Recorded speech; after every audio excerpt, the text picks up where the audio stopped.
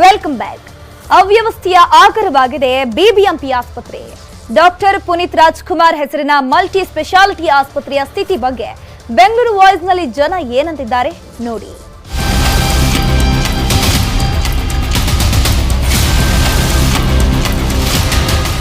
ಬೆಂಗಳೂರಿನ ನೂರಾರು ಜ್ವಲಂತ ಸಮಸ್ಯೆಗಳನ್ನ ಬಿತ್ತರಿಸುವಂತಹ ಕೆಲಸವನ್ನ ನ್ಯೂಸ್ 18ನ ಬೆಂಗಳೂರು ವಾಯ್ಸ್ ನಲ್ಲಿ ಮಾಡಲಾಗ್ತಿದೆ. ಇವತ್ತಿನ ಬೆಂಗಳೂರು ವಾಯ್ಸ್ ನಲ್ಲಿ ನಾನಿರುವಂತದ್ದು ಗೋವಿಂದರಾಜನಗರ ವಿಧಾನಸಭಾ ಕ್ಷೇತ್ರದ ವ್ಯಾಪ್ತಿಯಲ್ಲಿ ಡಾಕ್ಟರ್ ಪುನೀತ್ ರಾಜ್ಕುಮಾರ್ ಹೆಸರಲ್ಲಿ ನಿರ್ಮಾಣವಾಗಿರುವಂತಹ ಆಸ್ಪತ್ರೆಯ ದುಸ್ಥಿತಿ ಬಗ್ಗೆ ನಿಮಗೆ ವಿವರಣೆಯನ್ನು ಕೊಡ್ತಾ ಹೋಗ್ತೀನಿ. ಸುಮಾರು ಈ ಒಂದು ಆಸ್ಪತ್ರೆಯಲ್ಲಿ ಸಾಕಷ್ಟು ಜನರಿಗೆ ಮಲ್ಟಿ ಸ್ಪೆಷಾಲಿಟಿ ಆಸ್ಪತ್ರೆ ಅಂತ ನೇಮಿಂಗ್ ಅನ್ನ ಮಾಡಿ ಸಾಕಷ್ಟು ಇಲ್ಲಿಯೇ ಪಂತರಪಾಳ್ಯದಲ್ಲಿರುವಂತಹ ಗೋವಿಂದರಾಜನಗರ ವಿಧಾನಸಭಾ ಕ್ಷೇತ್ರದ ವ್ಯಾಪ್ತಿಯ ಜನರಿಗೋಸ್ಕರ ಈ ಒಂದು ಆಸ್ಪತ್ರೆಯನ್ನ ನಿರ್ಮಾಣ ಮಾಡಲಾಗಿರುವಂತದ್ದು. ಇದು ಪಾಲಿಕೆ ವ್ಯಾಪ್ತಿಯಲ್ಲಿ ಬರುವಂತಹ ಆಸ್ಪತ್ರೆ ಆಗುತ್ತೆ. ಅದು ಕೂಡ ಡಾಕ್ಟರ್ ಪುನೀತ್ ರಾಜ್ಕುಮಾರ್ ಅವರ ನೆನಪಿನ ಸ್ಮರಣೆಗೋಸ್ಕರ ಮಲ್ಟಿ ಸ್ಪೆಷಾಲಿಟಿ ಆಸ್ಪತ್ರೆಯನ್ನ ನಿರ್ಮಾಣ ಮಾಡಲಾಗಿರುವಂತದ್ದು. ಸುಮಾರು 50 ಕೋಟಿ ವೆಚ್ಚದಲ್ಲಿ ಈ ಒಂದು ಆಸ್ಪತ್ರೆಯನ್ನ ನಿರ್ಮಾಣ ಮಾಡಲಾಗಿದೆ. ಸೊ 1 ವರ್ಷ ಆದ್ರೂ ಕೂಡ ಲೋಕಾರ್ಪಣೆಗೊಂಡು 1 ವರ್ಷ ಆದ್ರೂ ಕೂಡ ಇದುವರೆಗೂ ಕೂಡ ಈ ಒಂದು ಆಸ್ಪತ್ರೆ ಜನರ ಸೇವೆಗೆ ಮುಕ್ತವಾಗಿಲ್ಲ.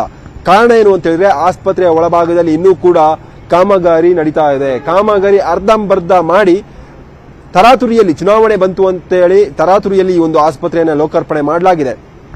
ಈ ಒಂದು ಇದರಲ್ಲಿ ಆಸ್ಪತ್ರೆ ಇತ್ತಮ್ಮ ಮುಂಚೆ ಇಲ್ಲ.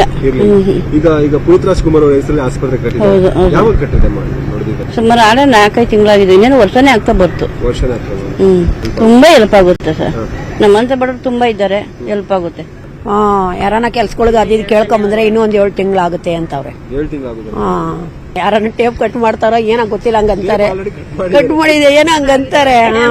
1 ವರ್ಷ 2 ತಿಂಗಳು ಆಗಿದೆ ಓಪನ್ ಆಗಿ. ತಿರ್ಗಾ ಇನ್ನ ಯಾರು ಬಂದು ಮಾಡಿಲ್ಲ. ಮಾಡಿದ್ರೆ ಒಳ್ಳೇದಾಗುತ್ತೆ, ಜನಗಳಿಗೆ ಸ್ವಲ್ಪ ಕೆಲಸ ಸಿಗುತ್ತೆ. ಇಲ್ಲಿ ಇರೋ ಜನಗಳಿಗೆ ಒಂದು 500-600 ಜನಕ್ಕೆ ಆಗಬಹುದು, 1,000 ಜನಕ್ಕೂ ಕೆಲಸ ಕೊಡ್ಬೋದು ಇಲ್ಲಿ ಇರೋರಿಗೆ. ಇಲ್ಲ ಸರ್, ಗವರ್ಮೆಂಟ್ ಹಾಸ್ಪಿಟ್ಲ್ ಎಲ್ಲಿದೆ ಸರ್? ಇಲ್ಲಿ ಗವರ್ಮೆಂಟ್ ಹಾಸ್ಪಿಟ್ಲ್ ಇಲ್ಲಿ ಇಲ್ಲ, ದೂರ ಹೋಗ್ಬೇಕು, ಪ್ರೈವೇಟ್ಗೆ ಹೋಗ್ಬೇಕು. ಇದು 1 ವರ್ಷ 2 ತಿಂಗಳು ಆಯ್ತು ಸರ್. ಹಾಸ್ಪಿಟ್ಲ್ ಓಪನ್ ಆದ್ರೆ ಮತ್ತೆ ಓದಿರೋರು ಇದ್ದಾರೆ, ನರ್ಸ್ಗೆಲ್ಲ ಓದಿದ್ದಾರೆ, ಅದರಲ್ಲಿ ಕೆಲಸ ಕೊಡ್ಬೋದು ಅವರಿಗೆ. ಅದು ಮಾಡಬೇಕಾದ್ರೆ ನಮ್ಮ ಪ್ರಿಯಕೃಷ್ಣ ಸಾಹೇಬರು ಓಪನ್ ಮಾಡಿ ಡಾಕ್ಟರ್ಸ್ ಕರೆಸಿ ಓಪನ್ ಮಾಡಿದ್ರೆ ಜನಗಳಿಗೆ ಅನುಕೂಲ ಆಯ್ತದೆ. ಸದ್ಯಕ್ಕೆ ಸಂಬಂಧಪಟ್ಟಂತ ಆ ಪಾಲಿಕೆಯ ಚೀಫ್ ಕಮಿಷನರ್ ಆಗಿರುವಂತಹ ತುಷಾರ್ ಗಿರಿನಾಥ್ ಅವರಿಗೆ ಈ ಬಗ್ಗೆ ನ್ಯೂಸ್ 18 ಮಾಹಿತಿಯನ್ನು ಕೂಡ ಕೊಟ್ಟಿದೆ. ಏನ್ ಕ್ರಮ ಕೈಗೊಳ್ತಾರೆ ಕಾದ್ ನೋಡಬೇಕಾಗಿದೆ. ಕ್ಯಾಮರಾ ಪರ್ಸನ್ ಶ್ರೀನಿವಾಸ್ ಜೊತೆ ರಂಜನ್ಶೀಲಾ, ನ್ಯೂಸ್ 18 ಬೆಂಗಳೂರು.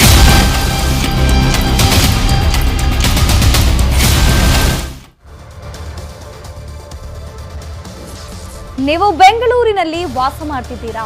ಹಾಗಾದ್ರೆ ಇನ್ನು ಮುಂದೆ ನಿಮ್ಮ ತಿಂಗಳ ಖರ್ಚಿನ ಲಿಸ್ಟ್ಗೆ ಕಸ ವಿಲೇವಾರಿ ಪಾಲನ್ನು ಕೂಡ ಎತ್ತಿಡಿ. ಯಾಕಂದ್ರೆ ಇನ್ನು ಮುಂದೆ ಕಸಕ್ಕೂ ಟ್ಯಾಕ್ಸ್ ಕಟ್ಟಬೇಕಾಗತ್ತೆ. ಇದೇನಪ್ಪ ಹೊಸ ಟ್ಯಾಕ್ಸ್ ಅಂತೀರಾ? ಈ ಸ್ಟೋರಿಯನ್ನ ನೋಡಿ.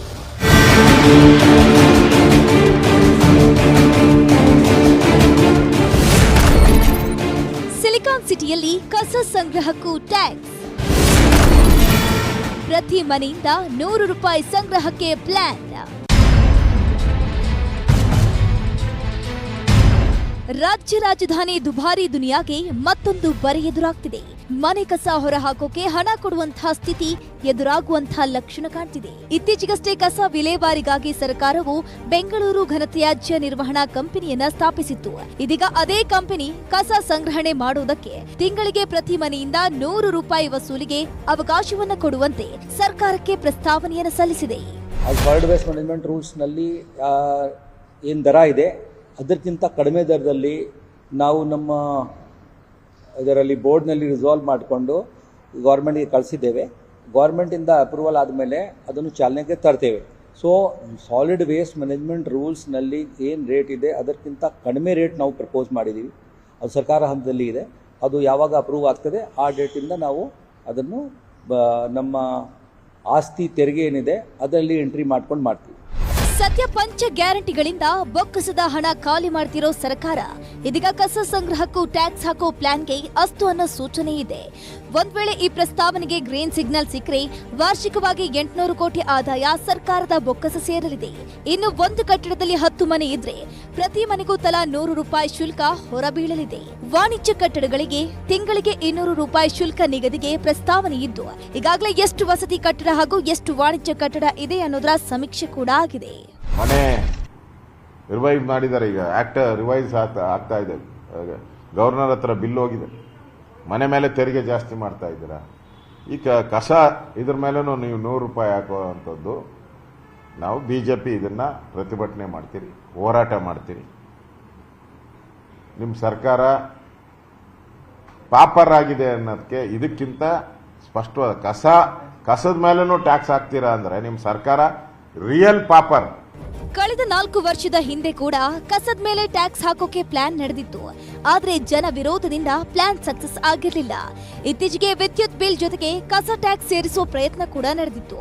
ಆದ್ರೆ ಗೃಹ ಜ್ಯೋತಿ ಅಡ್ಡಿಯಾಗಿತ್ತು. ಇದೀಗ ಬಿಬಿಎಂಪಿ ಆಸ್ತಿ ತೆರಿಗೆಯ ಜೊತೆಗೆ ಕಸದ ಟ್ಯಾಕ್ಸ್ ಸೇರಿಸೋ ತಯಾರಿ ನಡೆದಿದೆ.